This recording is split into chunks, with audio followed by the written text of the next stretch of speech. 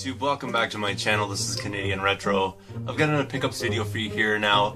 There hasn't been a whole lot out there lately as far as the thrift shops go. It's been pretty dry. I have found a few very interesting items though, and a game I wanted to definitely add into my collection, so I'll get started on this right now. The first thing that I'd show you here is a game that I picked up from a Value Village. I wasn't originally going to buy it. They had 3 or 4 different titles there. They were all kind of very low budget titles. I don't know if they were low budget titles, but they were low value titles anyways. So I decided to pick this one up anyways just because it was in pretty decent shape.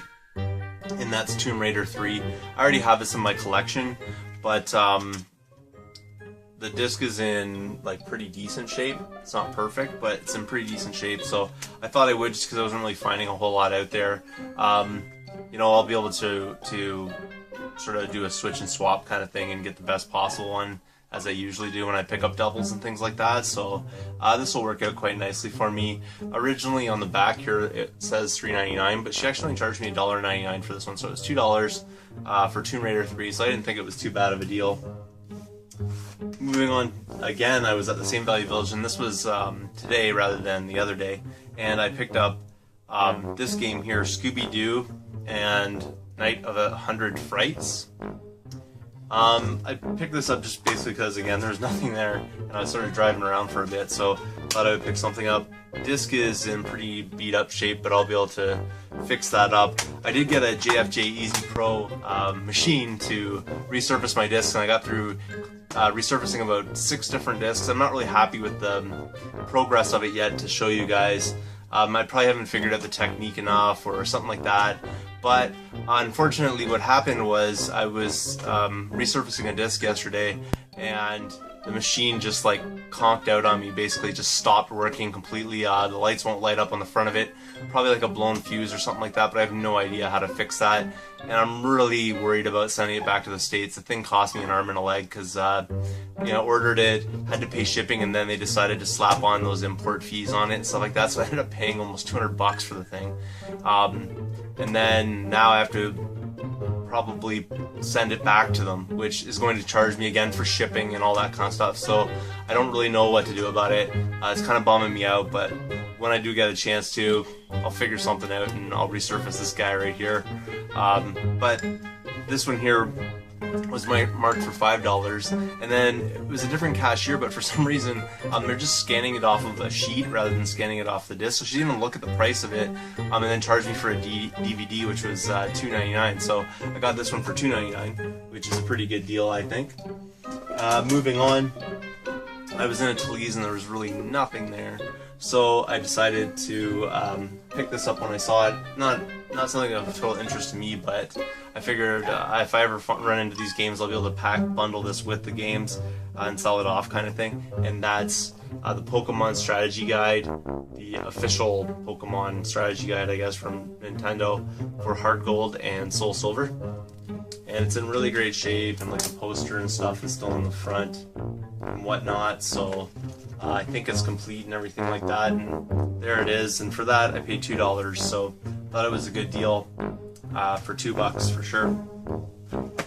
And then moving on, this morning I actually walked into one of my local Goodwills. There wasn't really a whole lot there. I went through the electronics section. I finally found something of interest. So the first thing I spot was this right here. It's a purple, or I don't know what the color variant is called officially or whatever, but it's purple to me, so it's a purple Game Boy Color. It does have its backing and everything like that, and I did put batteries in it. Those batteries weren't originally in there, but I haven't tested it out yet, so I thought I would.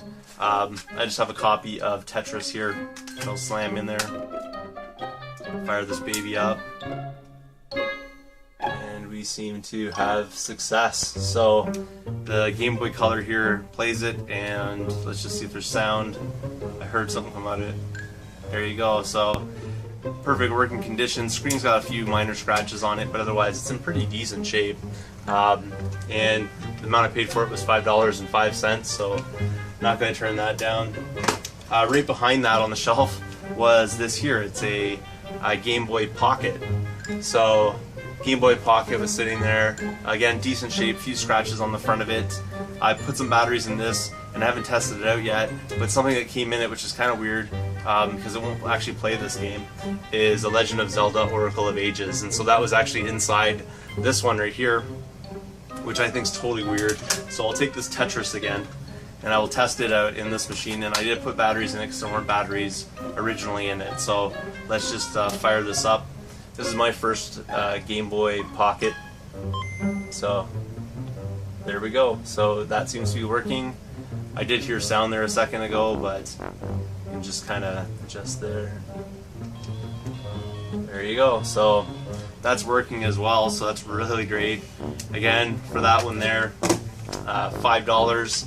So basically for $10.10 I got these 2 Game Boys, which is kind of cool. And then the last item, which is game related, I don't really know if this thing has any value, and I don't really care if it does, because it's just super cool.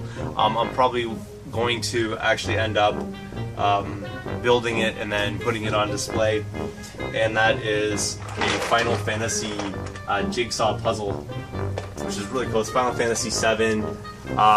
You know, has like all the characters down at the bottom there, and then you know that sort of iconic image of Final Fantasy VII that got everybody so hyped up back in the day is on it. And I don't think this was really sold in North America because all the writing on it is in Japanese and stuff like that, so it's either been imported or somebody brought it with them and then decided to donate it. So I don't know how like rare in North America something like this might be, but if I open it up, I'm just hoping beyond hope, because it did come from a thrift shop, that that's 1,000 pieces right there. I'm not really sure if it is, but hopefully that's complete. And if it is, then I'm going to be in luck. I'll probably end up framing that and putting it up on my wall, because that's super cool there. So that was everything. Like I said, it's been pretty slim pickings out there recently. Just haven't really found a whole lot. You know, like a couple of Game Boys, that's pretty cool and everything, but I'm not really a handheld collector, although I do love getting this game. That's really awesome, because I do have the other one, the Oracle of Seasons, so now I have Oracle of Ages, which is really cool, but I'm looking forward to actually playing that on the big screen. I'm not really interested that much in handhelds, so, you know, that's why I call it sort of slim pickings. I mean, for some people that might be kind of cool, but for me, it's not really what I'm out looking for. So that's kind of thing, though. The thing that really impresses me is this, though. I don't know if it's worth anything. Well, I didn't even say what I paid for that, but it was like $4, so that was pretty cool for $4 for sure. Thanks again for watching. If you haven't subscribed yet, please do. Feel free to thumbs up this video, comment down below, and I will see you all later.